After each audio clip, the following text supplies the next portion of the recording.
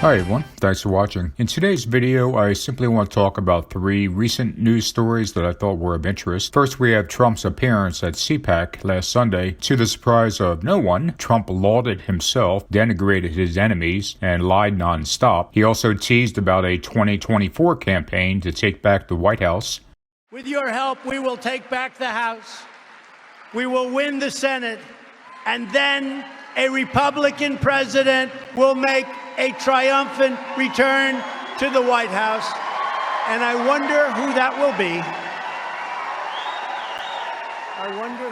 In recent days, we've seen reports that Trump is looking for someone other than Mike Pence to be his 2024 running mate. No surprise there, and considering how Trump demands complete loyalty and constant praise, the leading contender would have to be Senator Josh Hawley of Missouri. Cpac's stage also caused a bit of an uproar, as numerous people pointed out that it bore a striking resemblance to a Norse rune used by the Nazis during the Second World War. This is almost certainly a coincidence, in my opinion, as the company that designed the stage also designed multiple stages for Democrats over the years, and of their political donations, more than 98% went to Democrats, compared to less than 2% for Republicans. The other odd thing at Cpac was, of course, the gold statue of Trump. The statue immediately reminded many true Christians, and even some non-Christians, of the golden calf that Aaron built, and also the gold statue of King Nebuchadnezzar that his subjects had to worship lest they be thrown into the fire. By contrast, those in attendance at Cpac, many presumably also Christian, weren't that disturbed by the statue at all. Some posed for pictures next to it, while others simply smiled, laughed, or commented about how awesome and cool it looked. Strong delusion indeed. Trump's extreme love of gold is no secret, of course, and it's yet another trait he shares with the antichrist of the Bible. In a future video, I'll go over the connection between Trump, gold, and sun worship, and how it all relates to the golden calf, the gold statue of King Nebuchadnezzar, Solomon's 666 talents of gold, and obviously the number 666 in Revelation. On a related note, I'm looking for the U.S. to return to the gold standard in monetary policy in the near future, likely initiated by Trump when he returns to power. However, he does that, of course. And speaking of Trump returning to power, that brings up the second story I want to cover today. Today is March 4th, and as most of us know, QAnon has been promoting the idea that this would be a day of Trump's triumphant return to power. As I'm finishing this video, Trump is nowhere to be seen, at least not in or around the White House. My guess is that he's been spending the day on a golf course, cheating his way to a lower score. As non-QAnon people understand, the failed prophecies of Q are par for the course, but that won't deter QAnon believers. In the coming days and weeks, there will be a new theory of theirs, explaining why Trump simply changed his mind about assuming power on March 4th and finding a way to move the goalpost yet again. In fact, in recent days, some of the more prominent QAnon believers have told their followers on the messaging service app Telegram that March 4th is a false flag. A couple now seem to be promoting March 20th as the new date of the Trump return to power, March 20th being the 167th anniversary of the Republican Party's founding. The scary part about all this is that the National Guard can't protect the Capitol forever. There will come a time in the near future when the worst seems over and people will relax a bit too much. One of these fanatical pro-Trump groups will inevitably look to do something in D.C. or one of the state capitals, and it will be with the goal of restoring their hero to power. The third story I want to mention is how Trump's enemies seem to be falling or about to fall from grace. Trump himself has very little to do with this, but it is striking that the Teflon Don has gotten away with some of the very same things that are now getting his enemies in trouble. We have Trump's pandemic nemesis from last year, New York's Governor Cuomo, facing numerous allegations of sexual misconduct, a serious investigation into the matter, and a myriad of calls for him to resign immediately. We had the Lincoln Project, which delighted in attacking Trump for a variety of reasons over the past couple of years, now embroiled in a sexual misconduct scandal of their own. We have the Inspector General's report citing former Secretary Secretary of Transportation Elaine Chao for using her office to help her family. She is Mitch McConnell's wife, of course, and I wonder if her serious misconduct will help remove McConnell and replace him with a Trump loyalist. Finally, we have also a report a couple days ago that the federal probe into Hunter Biden's financial affairs is active and ongoing. No matter what you might think of the politics behind this story is not going away and has the potential to cause a lot of trouble for the Biden family over the next 6 to 12 months.